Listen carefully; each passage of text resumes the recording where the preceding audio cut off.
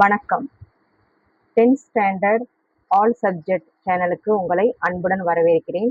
இன்னைக்கு தமிழ்ல இயல் 1 உரைநடை பாடம் நான் உங்களுக்கு நடத்த போற லெசனு. அதாவது ஹெட்டிங் என்னன்னு பார்த்தீங்கன்னா, பாவாணர் பார்வையில் தமிழ் சொல் வளம். ஹெட்டிங் என்னன்னா, பாவாணர் பார்வையில் தமிழ் சொல் வளம் அப்படிங்கிறதா உங்களுக்கு கொடுக்கப்பட்டுள்ள தலைப்பு. லெசனோட தலைப்பு என்னன்னா, பாவாணர் பார்வையில் தமிழ் சொல் வளம். ஏன் பாவாணர் அப்படிங்கிறது யாருன்னு பார்த்தீங்கன்னா, தேவநேய பாவாணர் அப்படிங்கிறது அவருடைய முழு பெயர். அவர் எழுதுனதுனால இந்த தமிழ் சொல்வளம்ங்கிற பெயர் இடம்பெற்றிருக்கிறது லெசனாக நமக்கு. சரிங்களா?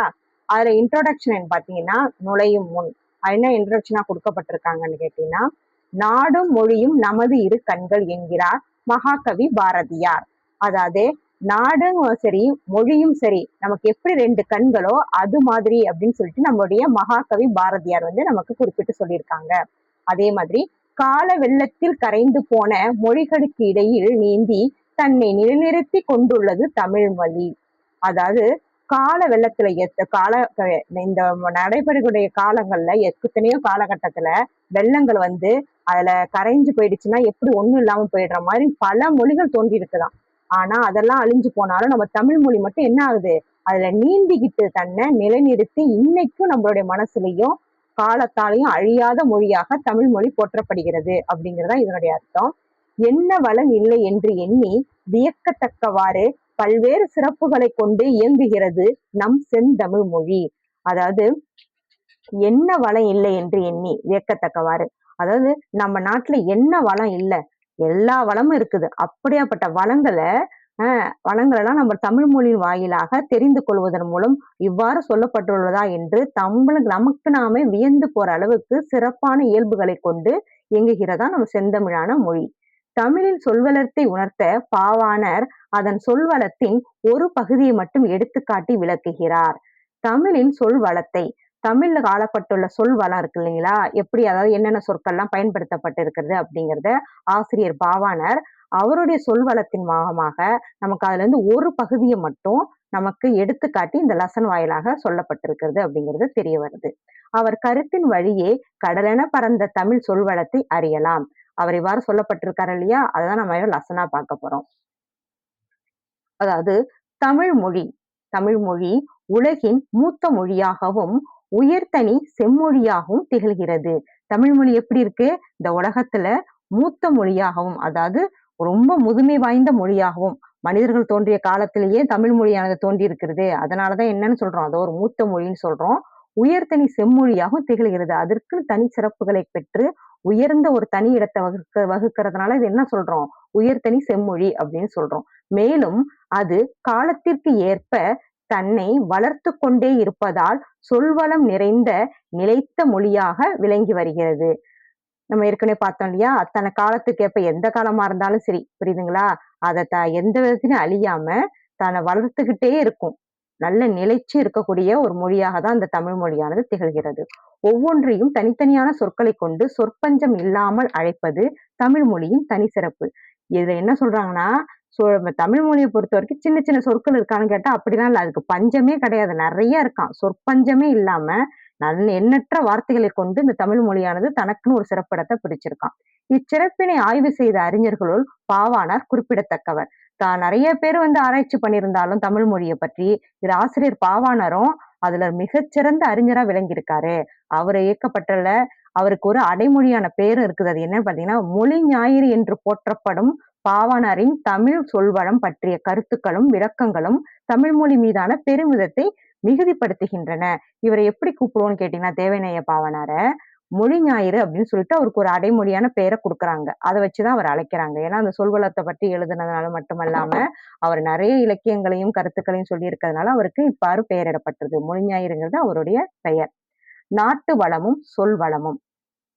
ஒரு நாட்டின் வளமும் அங்கு வழங்கும் சொற்களின் வளமும் தொடர்புடையன என்கிறார் பாவாணர். அதாவது ஒரு நாட்டோட வளம் இருக்கு இல்லையா, அது அங்க வழங்கும் சொற்களோட வளமும் ஒண்ணுக்கு ஒண்ணு தொடர்பு இருக்குதான். ஒரு நாடு இருந்தா நாடு மட்டும் கிடையாது, அங்க பேசுறோம் இல்லைங்க வார்த்தைகள்லாம், அதோட தொடர்புபடுத்தி சொல்கிறாராம் ஆசிரியர் பாவாணர். நாட்டு வளம் சொல் வளத்தை உருவாக்குகிறது. ஒரு நாட்டு வளங்கிறது எப்படி இருக்கும்? சொல்லோட வளத்த வந்து உருவாக்குறதுக்கே காரணமா இருக்குதாம். சொல் வளம் நாட்டு வளத்தை உணர்த்துகிறது. அப்படி வடிவமைக்கப்பட்ட சொல்களோட வளம் எப்படி இருக்குன்னா, நாட்டோட வளத்த எடுத்து நமக்கு என்ன சொல்லுது? உணர்த்தக்கூடியதாக இருக்கிறது. எடுத்துக்காட்டாக சொல்லணும்னா, இலைக்கு தரப்பட்டுள்ள பல பெயர்களை சொல்லலாம். ஒரு இலைன்னு வச்சுங்களேன், இப்படி சாதாரண இலை அப்படின்னு சொல்றதுனால அது முழுமை அடைஞ்சிடாது. அதுக்கு எப்படி இருக்காம்? இலையின் வன்மை, மென்மை ஆகிய தன்மைகளைக் கொண்டு வன்மை, மென்மைனா என்ன? அது எப்படி இலை வந்து எவ்வளோ ஒரு தன்மை நல்ல திக்னஸா இருக்கா? இல்ல லேசா இருக்கா? இல்ல ஹார்டா இருக்கா? அப்படின்னு சொல்றோம் இல்லையா? அத வச்சு அது அதுக்கும் அந்த இலைக்கே பலவிதமான பெயர்கள சொல்லி அழைக்கிறது தான் வன்மை, மென்மை ஆகிய தன்மை. அதோட தன்மை எப்படி இருக்கோ, அதுக்கு தகுந்த மாரி பல பெயர்களை சூடி அழைப்பாங்களாம். அப்படியாப்பட்டது தான் என்ன தாள், ஓலை, தோகை, இலை என தமிழில் பல வகை பெயர்கள் அமைந்திருக்கின்றன. சாதாரண இலைன்னு மட்டும் சொல்லிட்டு போடலாம். அப்படின்னா நமக்கு புரியுமா? எந்த இலை? எப்படி இருக்குன்னு. ஆனா ஒவ்வொரு இடத்துக்கு ஏத்த மாரி கொஞ்சம் நீண்டு இருந்தாலோ, ஒரு திக்கா இருந்தாலோ, ஒரு மெலிசா இருந்தாலோ, அதுக்கு பேர பலவிதமா மாற்றி மாற்றி தாளு, ஓலை, தோகை, இலை அப்படின்னு சொல்லி வெவ்வேறு பெயர்களா காட்டும்போது அந்த சொல்லோட வளம் வந்து மேலும் சிறப்பு பெற்று திகழ்கிறது. ஆனால் ஆங்கில மொழியில் இலையை குறிக்க லீஃப் எனும் ஒரு சொல்லே பயன்படுத்தப்படுகிறது. ஆனா ஆங்கில மொழியில பார்த்தீங்கன்னா, இங்கிலீஷ்ல லீஃப்ன்னு ஷார்ட்டா சொல்லிட்டு போயிட்டே இருப்பாங்க. ஒரு இலைன்னா இலை தான் அப்படிங்கிற மாரி. லீவ்ஸ்னா இலைகள் அவ்வளோதான். அதோட அந்த வேர்ட் முடிஞ்சிரும். அதுக்கு என்ன டெஃபினேஷன் சொல்றது? எதுக்கு எடுத்தாலும் அதுதான். அது இடத்துக்கு தகுந்த மாரி நம்மளாவே மாத்திக்கணும். இது ரொம்ப கடினமாக இருக்கும். ஆனா அந்த தமிழ் மொழி வந்து அப்படி இல்ல. ஒவ்வொரு இடத்துக்கு ஏத்த மாரியும், ஒவ்வொரு தன்மைகளுக்கு ஏத்த மாரியும் தன்னை மாற்றி, அதை எளிமையான முறையில உணர்த்தக்கூடியதுனால சிறப்பானது பெற்றிருக்கு அப்படிங்கிறத தெரிஞ்சுக்கலாம். விளை பொருள்களின் மிகுதியாலும் சொல்வளம் பெருகுகிறது. விளைபொருள்களின் மிகுதி அப்படின்னு கேட்டீங்கன்னா, நெறைய விளையுது இல்லையா? நெறைய தானியங்கள், பயிர்கள் எல்லாம் விளையுது இல்லையா? அந்த பொருள்கள்லாம் வரத்து வந்து அதிகரிச்சுட்டே இருக்கிறதுனால, அதுக்கு நெறைய பெயர்கள் இட வேண்டிய அவசியம் இருக்குது இல்லையா? அதனால அதுக்கு நெறைய பெயர்களை இட்டறதுனால, அதோட சொல் வளம் எப்படி இருக்கு?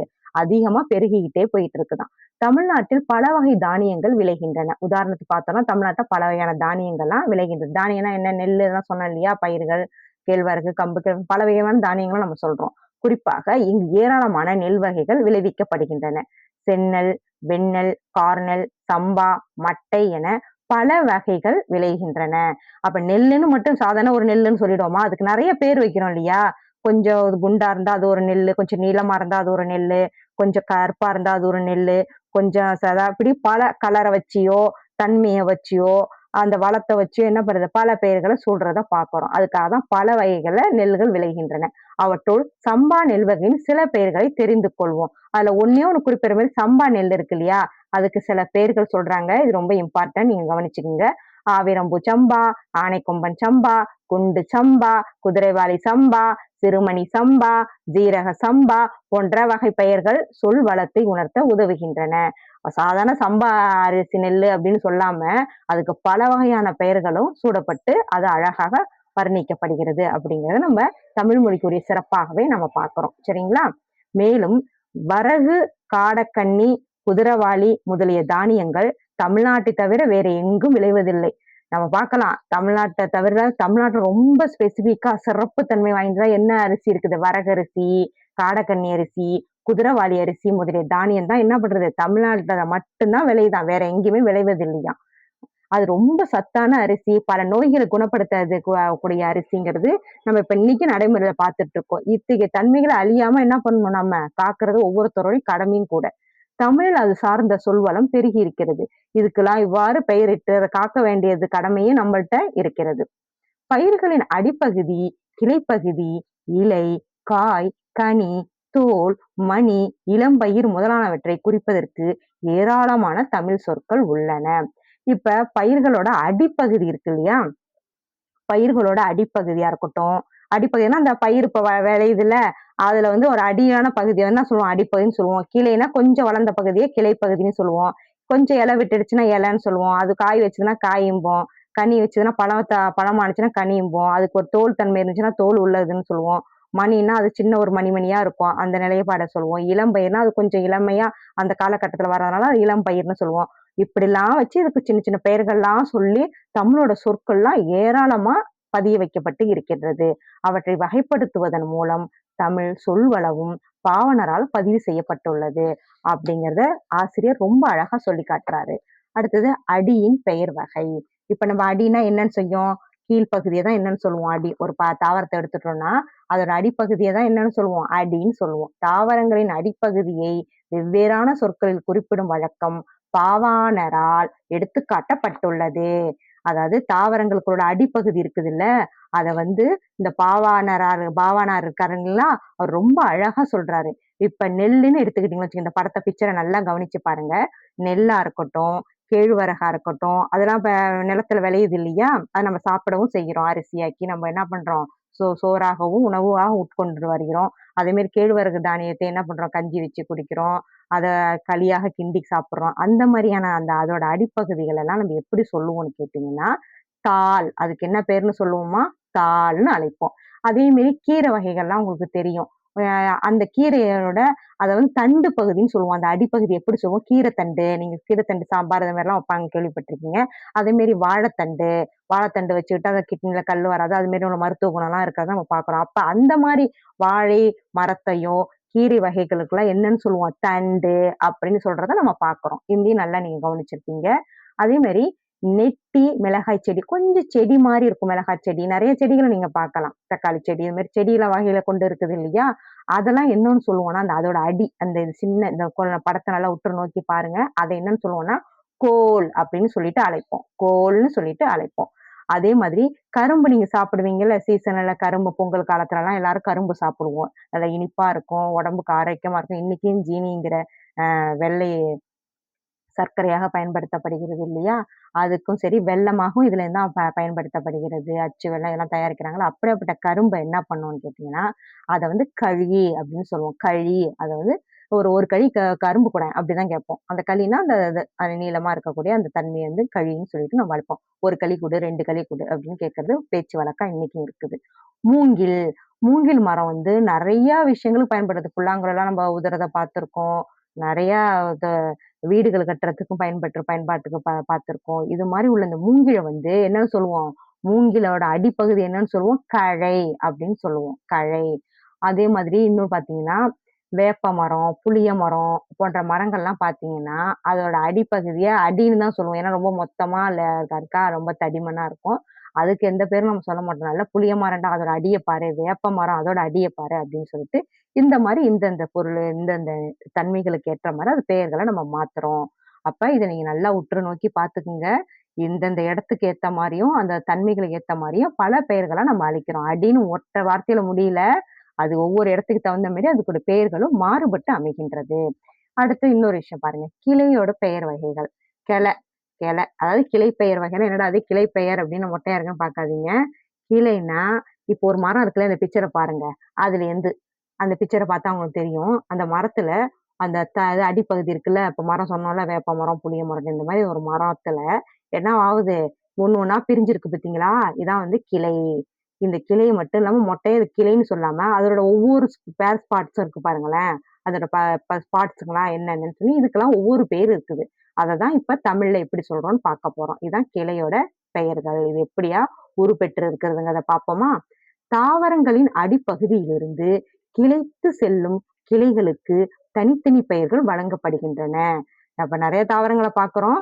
அதுல ஏதோ மரமும் ஒரு தாவரம் தான். அதுலேருந்து ஒரு கிளைத்து போகக்கூடிய இந்த தன்மையினால இதுக்கு என்னென்ன பெயர்ன்னு பார்க்கலாம். அடிமரத்தினின்று பிரியும் மாபெரும் கிளை கவை எனப்படுகிறது. இப்ப அடிமரத்திலேருந்து ஒரு இது போகுது பார்த்தீங்களா? அத என்னன்னு சொல்லுவான்? கவை அப்படின்னு சொல்றோமா. சரி இந்த கவையிலேருந்து பிரியுது பார்த்தீங்களா? அத கொம்பு அப்படின்னு சொல்றோமா. கொம்பிலிருந்து பிரிவது சிறு கிளை. சின்ன கிளையா மாறுதாம். கிளையிலிருந்து பிரிவது சினை. அதுக்கு பேரு சினையாம். போத்திலிருந்து பிரிவது ஒரு குச்சி. குட்டி குட்டியா போது பாருங்க. அத குச்சின்னு சொல்றோம். குச்சியிலிருந்து பிரிவது இணுக்கு. குட்டி குட்டியா இணுக்கு இணுக்கா பிய்யு அப்படின்னு சொல்லுவோம். எ இந்த மாரி இந்த கிளைங்கிறது மட்டும் மொட்டையா நம்ம தனியா சொல்லிடாம, அதுக்குள்ள பெயர்களையும் நாம மென்ஷன் பண்ணி தெரிஞ்சுக்கிட்டு படிக்கிறது ரொம்ப ரொம்ப அவசியம். இந்த பெயர் வழக்கெல்லாம் காலகட்டத்துக்கும் அழியாத ஒன்று. நம்ம அத பாதுகாத்து அதுக்குள்ள அர்த்தத்த தெரிஞ்சு படிக்கும்போது, இன்று மட்டும் இல்லாம என்றுமே தமிழ் மொழியானது சிறப்பு காண்றதுக்கு நாமளும் ஒரு காரணமா இருப்போம். இதை பாவாணர் அழகாக எடுத்துக் காட்டியுள்ளார். நெக்ஸ்ட் பேஜ்ல பார்த்தீங்கன்னா, இலைப்பெயர் வகை. இலையோட பெயர்களோட வகைப்படுத்தி சொல்லப்பட்டதுனால, இது இலைப்பெயர் வகைங்கிற இந்த ஹெட்டிங்ல நம்ம பார்க்க போறோம். ஒவ்வொரு தாவரத்தின் இலைக்கும் வேறு பெயர் இருப்பதும், காய்ந்த இலைக்கும் கூட வேறு பெயர் இருப்பதும் இவரால் எடுத்துக்காட்டப்பட்டுள்ளன. அதாவது இலைன்னு சொல்லிட்டோம் இல்லைங்களா? அது வந்து பச்சையா இருக்கும்போது அதுக்கு ஒரு பேராம். அது காய்ந்ததுக்கு அப்புறமும் இன்னொரு பேரு அப்படின்னு சொல்லிட்டு அது எது எதுக்கெல்லாம் சொல்றோம் அப்படின்னு பார்த்தீங்கன்னா, ஒரு வேப்ப இலைய எடுத்துக்கங்க. இந்த படத்த பாருங்க வேப்ப இலை. அத என்னன்னு சொல்றோம்? வேப்ப இல அப்படின்னு சொல்றோம் இல்லைங்களா? அது எப்படின்னா, வெறும் இலைன்னு மட்டும் சொல்லாம, அதோட பேரையும் சேர்த்து சொல்றோம். வேம்போட இலைங்கிறதுனால இது என்னன்னு சொல்றோம்? வேப்ப இலைங்கிறோம். இப்போ புளிய மரத்தோட இலைங்கிறதுனால என்ன சொல்றோம்? புளி இல, புளிய மரத்து இல அப்படின்னு சொல்லுவோம். அது மாரி இதுக்கு அந்த இலையோட அந்த அதோட தன்மைய பொறுத்து அதுக்கு பெயரும் சொல்லப்படுது. நெல் தாள் அப்படின்னா, நெல் இருக்குல்ல, நெல்லா இருக்கட்டும், புல்லா இருக்கட்டும், அதெல்லாம் என்னன்னு சொல்லுவோம்னா, தாள்ன்னு தான் சொல்லுவோம். ஒரு பேப்பர் மாரி தான் இருக்குமா அப்படி. அதனால என்னன்னு சொல்லுவோம்? அந்த தாள பாருங்க, அந்த தாள பீயுங்க அப்படின்னு தான் சொல்லுவோம். அந்த நெல்லுல இருக்கக்கூடிய அந்த பச்சை கலர் நீளமான அந்த இலைய என்னன்னு சொல்லுவோம் நம்ம? தாளுன்னு சொல்லுவோம் நம்ம. சரிங்களா? அடுத்தது அ சோளம் பார்த்திருப்பீங்க. கம்பு, கேழ்வரகு, சோளம் இப்படிலாம் இருக்கு இல்லையா? அந்த கரும்பு, அத கரும்பு கூட நம்ம வச்சுக்கலாம். கரும்பா இருக்கட்டும். அதெல்லாம் என்னன்னு சொல்லுவோம்? தோகை. அதுலருந்து இப்படி இப்படி நீட்ட நீளமா அது வந்திருக்கு பாருங்க. இந்த படத்த பாருங்களேன். இதெல்லாம் என்னன்னு சொல்லுவோம்? தோகைய பிய்யி, தோகைய அறுத்து விடுங்க. அப்படிதான் சொல்லுவோம். அதே மாரி பார்த்தீங்கன்னா, தென்னை மரத்தோட இலை. இப்ப எடுத்து பார்த்தா தெரியும். இப்படி கட்டிக்கிட்டே இருக்கு பாருங்க. எப்படி இருக்கு பாருங்க. அந்த தென்னை மரமா இருக்கட்டும், பனை மரத்தோடதெல்லாம் ஒரு வித்தியாசமான தேய்ப்பா. இத வந்து ஓலைன்னு சொல்லுவோம். இந்த ஓலையேடு இதெல்லாம் வீடு கட்டுறதுக்கு ஆ வ வ முந்தைய காலத்துலருந்து இப்ப பயன்படுத்தி இப்ப தான் இதெல்லாம் அழியப்பட்டு இருக்கிறது. ஆரம்ப காலத்துல இதெல்லாம் என்ன பண்ணாங்க, வீட்டுக்கு கூரையாக பயன்படுத்திட்டாங்க. இந்த ஓலையோட பயன்பாடு ரொம்ப அவசியமா இருந்துச்சு மக்களுக்கு அப்படிங்கிறது நீங்க தெரிஞ்சுக்கணும். சரிங்களா? அப்ப அந்த ஓலைய தான் என்ன பண்ணுவாங்க, வீட்டோட கீற்றாக பயன்படுத்தி மழை, வெயில்லருந்து தன்னை காத்துக்கிட்டாங்க மக்க. அதனால இதெல்லாம் பார்த்துங்க. இத ஓலைன்னு சொல்லுவோம். இந்த மாரி தென்னை மரத்துல உள்ளதோ, பனை மரத்துல உள்ளயோ இலைய என்னன்னு சொல்லுவோம்? ஓலைன்னு சொல்லுவோம். அத காய்ந்த தாள், தோகையை குறிப்பது சண்டு என்றும், காய்ந்த இலையை குறிப்பது சருகு என்றும் அழைக்கப்படுவதையும் இவர் நுட்பமாக எடுத்துக் காட்டுகிறார். அதாவது காஞ்சு போன தாளா இருக்கட்டும், தோகையாக இருக்கட்டும், அதெல்லாம் என்னன்னு சொல்லுவோம்? சண்டு அப்படின்னு சொல்லணுமா. அதே மாரி காய்ந்த இலைய வந்து என்னன்னு சொல்லுவோம்? சருகு என்று அழைக்கணும் அப்படின்னு சொல்லிட்டு, அந்த ஆசிரியர் ரொம்ப அழகா எடுத்து காட்டியிருக்காரு. அப்புறம் அடுத்த ஹெட்லைன் சப்டைட்டில் பார்த்தீங்கன்னா, குலைப்பெயர் வகை. என்னன்னா, குலைப்பெயர் வகை. இப்ப கொலை அப்படின்னா, குலைப்பெயர்னாலும் நம்ம அழைப்பது என்ன? ஒவ்வொரு கொலையா பிச்சு போடு. இப்ப தேங்காய் வந்து ஒரு கொலை பிச்சு போடு அப்படிம்பாங்க. திராட்சை தோட்டம் இருக்குன்னா, திராட்சை கொலைய கொஞ்சம் பிச்சு குடு அப்படிம்பாங்க. அது மாரி நீங்க பேச்சு வழக்குல நம்ம நெறைய கேள்விப்பட்டுருக்கோம். சரிங்களா? இப்ப இது வந்து என்ன வரும், இப்ப அவரைக்காய் படம் பிக்சர் போட்டுருக்காங்க பாருங்க. அவரை, துவரை இதெல்லாம் என்னன்னா, துவரம் பருப்பு, அவரைக்காய் செடி இதெல்லாம் இருக்குதுங்களா? அதெல்லாம் கொத்து கொத்தா பிச்சு போடு அப்படிம்பாங்க. கொத்து கொத்தா. அது பார்க்கறது பாருங்க ஒரு ஒரு கொத்து பிச்சு போடு. 2 கொத்துக்கு பிச்சு போடுன்னு சொல்லுவோம். அதனால அதெல்லாம் என்னன்னு சொல்லுவோம்? கொத்து. அவரையும், துவரையெல்லாம் என்னன்னு சொல்லுவோம்? கொத்து கொத்து. கொத்து கொத்தா பிச்சு போடுங்க. அதனால அப்படின்னு சொல்லுவோம். அதேமாரி முந்திரியா இருக்கட்டும், திராட்சை இதெல்லாம் தோட்டத்துல இருக்குது இல்லையா? அதெல்லாம் ஒரு முந்திரி கொலைய ஒரு கொடி முந்திரிய பிச்சு போடான் ஒரு ஒரு கொலையிலேருந்து அப்படிம்போம். திராட்சை கொலைய பிச்சு போடுனா, அப்படியே ஒவ்வொரு இதா பிச்சு பிச்சு ஒவ்வொரு ஒரு ஒரு கொலையா, ஒவ்வொரு பகுதியா பிச்சு பிச்சு போடுவோம். அதேமாரி பார்த்தீங்கன்னா, வாழை மரம். வாழை மரத்துல எடுத்துக்கிட்டீங்கன்னா, தாருன்னு சொல்லுவோம். ஒரு பகுதியில ஒரு பெரிய நீளமா இருக்கிறதுல, இந்த ஒரு தாரு. அதுலேருந்து பிரிவுறது தான் இந்த சீப்புன்னு சொல்லுவோம். நீங்க கேட்டுருப்போம். ஒரு சீப்பு வாழைப்பழம் குடுன்னுலாம் நம்ம கேட்டுருப்போம். ஃபர்ஸ்ட்டு தாருலேருந்து குட்டி குட்டியா பிரிவதுக்கு பேரு சீப்பு. அதனால நம்ம ஒரு வாழைத்தாரு குடேன் அப்படின்னு தான் சொல்லி கேட்போம். மிகப்பெரிய தாரு நெறைய பண்டிகைக்கெல்லாம் நம்ம பயன்படுத்துறத பார்த்துப்போம். தாருன்னு கேட்டு வாங்குவோம். கேழ்வரகு. கேழ்வரகு என்னன்னா, அதுல வந்து என்னன்னா கதிர்ன்னு சொல்லுவோம். அந்த கதிர கொஞ்சம் பிச்சு குடேன் அப்படின்னு இந்த கதிர அறுத்து குடு, இந்த கதிர அறுத்து குடு அப்படின்னு சொல்லுவோம். அது என்னன்னு சொல்லுவோம்? கதிரு அப்படின்னு சொல்லுவோம். இந்த மாதிரி அழகான பெயர்களை கொண்டு அழைப்பத நாம என்ன பண்ணணும்? அன்றாட வாழ்க்கையில அனைவரும் தெரிஞ்சுக்கணும். சரிங்களா? பழத்தோலின் பெயர் வகை. இப்ப பழங்கள்லாம் இருக்குல்ல, அதோட தோலுக்குன்னு ஒரு பேர்லாம் இருக்காம். பழத்தோலோட பெயர்கள எப்படி பட்டியலிட்டு நம்ம பார்க்குறோம் அப்படின்னா, பல்வேறு பழங்களின் மேற்பகுதியை குறிக்க வேறு வேறு சொற்கள் உள்ளதை அறிந்து கொள்ள முடிகிறது. அதாவது மேல் தோல் இருக்கு இல்லையா? அந்த பகுதிக்கு அதுக்கு ஒரு பேர் சொல்லுவோமாம். அதே மிக மெல்லிய பழத்தோல் வகையா இருந்துச்சுன்னா, அதுக்கு ஒரு பேர் சொல்லுவோமாம். தொலி அப்படின்னு சொல்லுவோம். ரொம்ப மெலிசா இருந்துச்சுன்னா, அது என்னன்னு சொல்லுவோம்? தோலுன்னு சொல்லாம என்ன சொல்லுவோம்? தொலி அப்படின்னு சொல்லிட்டு அழைப்போமாம். பழத்தோலின் மேற்பகுதி திண்ணமாக இருந்துச்சுன்னா, ரொம்ப தடித்து இருந்துச்சுன்னா, அது என்னன்னு சொல்லுவோம்? தோல் வன்மையாக இருந்தாலோ, ஓடு என சொல்லுவோமாம். அந்த தோல என்னன்னு சொல்லுவோம்? இந்த ஓட பேச்சு போடேன். நல்லா ஹார்டா இருக்கனால ஓடு அப்படின்னு சொல்லி அழைப்போமாம். முழுச்சுரையின் ஓடு, குடுக்க என்று தேங்காய குடுக்கன்னு சொல்லுவோம். அந்த குடுக்கைய இது பண்ணு, முழு சொரக்காவோட ஓட எடுத்து குடு அப்படிலாம் சொல்லி பார்த்துருப்போம். அடுத்து தேங்காய் இருக்கு இல்லைங்களா? தேங்காவ என்ன பண்ணுவோம்? அந்த மட்டைய பிச்சு போடு. தேங்காய் அப்படி உரிக்கிறது அது என்னன்னு சொல்லுவோம்? அந்த மேற்பகுதி ரொம்ப ஹார்டா இருக்கு இல்லையா? அது அது. அத என்னன்னு சொல்லுவோம்? தேங்காய் நெட்டியோட மேற்பகுதிய. மட்டை என்று தான் நம்ம என்ன பண்ணுவோம்? பேச்சு வழக்குல நம்ம அழைச்சுட்டு இருக்கிறத நம்ம பார்க்கிறோம். இதெல்லாம் நம்ம நுண்ணிப்பா கவனிச்சு பார்க்கணும். நம்ம அன்றாடம் பயன்படுத்தக்கூடிய வார்த்தைகள் தான். புரியுதுங்களா? அடுத்து மணி பெயரோட வகை. மணிப்பெயர்னா என்னென்ன? தானியங்கள ஒரு பகுதிய தான் மணின்னு சொல்றோம். அப்படி அதுல வந்து அழைக்கக்கூடிய பெயர்கள்லாம் எப்படி மாறி இருக்குது அப்படிங்கிறத பார்ப்போம்.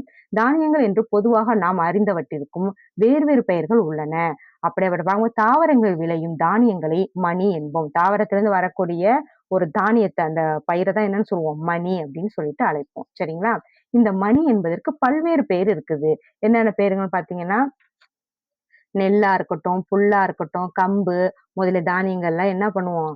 கூலம் என்னன்னு சொல்லுவோம்? கூலம் அப்படின்னு அதுலேருந்து வரக்கூடிய தானியத்த என்ன சொல்லுவோம்? இந்த கூலம். ஒவ்வொரு கூலமா குமிச்சு வைங்க அப்படின்னு சொல்லுவோம். இது பண்றதுக்காக. ஆ அறுவடைக்காக எடுத்து வச்சு எல்லாத்தையும் அந்த கூலத்த அறுத்து, பயிரிட்டு ஒவ்வொரு கூலமா எடுத்து வைங்க அப்படிம்போம். இதே அவரைக்காயோ, உளுந்து செடிகள்லாம் இருந்துச்சுன்னா, அவரைச்செடி, உளுந்து செடியிலேருந்து வரக்கூடிய அந்த பயிர என்னன்னு சொல்லுவோம்? பயிருன்னு தான் அழைப்போம். அது வேர்க்கடலை. நிலத்துலேருந்து அடியிலேருந்து வரக்கூடிய வேர்க்கடலையா இருக்கட்டும், கொண்ட கடலையா இருக்கட்டும், அதெல்லாம் என்ன சொல்லுவோம்? கடலைய பிச்சு போடுங்க அப்படின்னு சொல்லுவோம். அத கடலைன்னு சொல்லுவோம். அடுத்து கத்திரி, மிளகாய் செடியிலேருந்து வரக்கூடியது அந்த விதைய எடுத்து போட்டு விதையில பயிரிடுங்க அப்படிம்போம். விதையெல்லாம் எடுத்து வச்சா தான் அடுத்தது நம்ம செடிலாம் வளர்க்க முடியும். அதனால விதைய பாரு எடு அப்படின்னு சொல்லுவோம். அடுத்து புளியா இருக்கட்டும், சாப்பிடுற புளியா இருக்கட்டும், காஞ்சிரை அப்படிங்கிற ஒரு நச்சு மரம். அந்த மரமா இருக்கட்டும், அதெல்லாம் என்னன்னு சொல்லுவோம்? காள் அப்படின்னு சொல்லுவோம். அடுத்து வேம்பு, ஆமணக்கு, இதெல்லாம் வேப்ப எண்ணெய். வேம்புனா வேப்ப மரம், ஆமணக்குலேருந்து ஆமணக்கு எண்ணெய் இதெல்லாம் எடுக்கிறத நம்ம பார்க்குறோம். சரிங்களா? அதெல்லாம் அந்த முத்துன்னு சொல்லுவோம். அத ஒவ்வொரு முத்தா எடுத்து பண்ணுங்க அப்படின்னு சொல்லுவோம்.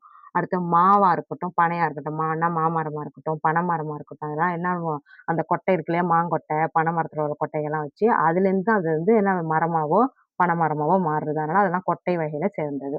அடுத்து தென்னை. தென்னை மரம் இருக்கு இல்லையா? தேங்காயிலேருந்து தான் தென்னை மரம். அதுல வந்து நல்ல முத்துன தேங்காவ எடுத்து வச்சு, அதுலேருந்து ஒரு செடி வளர வச்சு, அதுக்கப்புறம் மண்ணுல புதைச்சு அத என்ன பண்ணுவோம்? தேங்காயா மாத்தி தேங்காய் மரமா மாறுறத பார்க்குறோம்.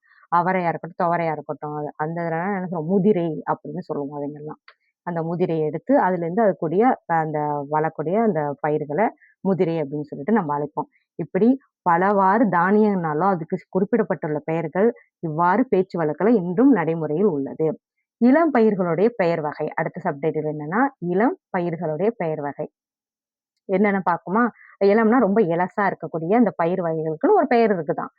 சின்ன இளமை பருவத்திலே இருக்கக்கூடிய அந்த பயிரான வகைகள தான் என்னன்னு சொல்லுவோம்? இளம் பயிர்களுடைய வகைகள்னு சொல்லுவோம். அதுக்கு நெறைய பேரு சொல்லப்பட்டிருக்கு இல்லையா? தாவரங்களின் இளம் பருவத்தையும் பல்வேறு சொற்களின் மூலமாக அறியலாம். அதாவது நெல்லு, கத்தரி முதலியவற்றில் இளநிலை, அது என்ன நெல் செடி இருக்குது, நெல்லு கதிர் இருக்கு இல்லையா? அப்ப கத்திரிக்காய் செடி இருக்குது இல்லையா? அதெல்லாம் வந்து இளநிலை பருவத்துல இருந்தா, அதெல்லாம் இளநிலையா இருக்கு அப்படின்னு சொல்லுவோம். அத நாத்து ந ந நாத்து நட்டா தானே நெல்லு வரும். அதனால நாற்று எனவும் அழைப்பாங்க. ஆ மா, புளி இருக்கு இல்லையா? மாமரமா இருக்கட்டும், புளிய மரமா இருக்கட்டும், வாழை முதலியவற்றின் இளநிலையை வந்து கன்று எனவும் வழங்கப்படுகின்றன. வாழை மரத்து கன்று வாழைக்கன்ற கொஞ்சம் வையி, புளியங்கன்ற எடுத்து வையி, மாங்கன்ற எடுத்து வையி, இப்படிதான் சொல்லுவாங்க. சரிங்களா? அதனால தான் அத கன்று என்று இன்னைக்கு அந்த இளம் பருவத்த அழைப்பாங்களாம். அப்புறம் வந்து தென்னம்பிள்ளை எடுத்து வை. பிள்ளைன்னா என்ன? தென்னம்பிள்ளை எடுத்து வைன்னா பார்த்துருக்கோம். தென்னை மரத்துக்கு உள்ளத என்னன்னு சொல்லுவோம்? பிள்ளை அப்படின்னு சொல்லிட்டு அழைப்பாங்களாம். பிள்ளை என்பது தென்னையின் இளநிலையை குறிக்கிறது. பனை மரத்துல உள்ள இலையானது மடலி அப்படின்னா வடலி என வழங்குவாங்களாம். பனை மரத்தோட சின்ன பருவத்த என்னன்னு சொல்லுவோம்? இளம் பருவத்த மடலின்னு சொல்லுவோம். அப்படின்னா வடலின்னு சொல்லுவோம். இந்த மாரி அழகா அந்த இளம் பருவத்துக்குன்னு சில பெயர்கள் குறிப்பிடப்பட்டிருக்கு. பல சொல் வகைகள். அடுத்தது பல சொல் வகைகள் அடுத்த சப்டைட்டில் என்னன்னா, வித்து வகை, வேர் வகை, பூ வகை, காய் வகை, கனி வகை உள்ளிட்ட 20க்கும் மேற்பட்ட தாவரங்கள் சார்ந்த பல்வேறு பகுதிகளை குறிக்கும் பெயர்கள் தமிழ் சொல்வளத்தின் சிறப்பை புலப்படுத்துவதை பாவாணர் எடுத்துக் காட்டுகிறார். அதாவது அந்த வித்தோட வகை இருக்கு இல்லையா? வேர் வகை. அந்த வித்துன்னா, அந்த பயிரானது வருது இல்லைங்களா? அதோட எழுச்சிமிக்கு மேல அப்படியே எலும்பு வரும் வரத வித்தோட வகை அப்படின்னு சொல்லுவோம். அதோட வேர்லேருந்து வரத வேர் வகைன்னு சொல்லுவோம். அது பூவா மாறுனுச்சுன்னா, பூ வகைன்னு சொல்லுவோம். அது அப்படி காயா மாறுனுச்சுன்னா, காய் வகைன்னு சொல்லுவோம். கனியா மாறிடுச்சுன்னா, கனி வகைன்னு சொல்லுவோம். இப்படியாப்பட்ட 20க்கும் மேற்பட்ட தாவரங்கள்லேருந்து சார்ந்து, பல்வேறு பகுதிகளாக குறிக்கும் பெயர்களை தமிழ் சொல்வளத்துல இன்னைக்கும் சிறப்பு மிக்கதாக பாவாணர் எடுத்துக் காட்டியிருக்கிறார். அப்படிங்கிறது நமக்கு தெரிகிறது. சொல்வளம் நிறைந்த மொழியானது, அது பயன்படுத்தப்படும் நாட்டின் வளத்தையும், நாகரிகத்தையும் உணர்த்துவதுடன், பொருளை கூர்ந்து நோக்கி நுண் பாகுபாடு செய்யும் மக்களின் மதிநுட்பத்தை மதினா அறிவு.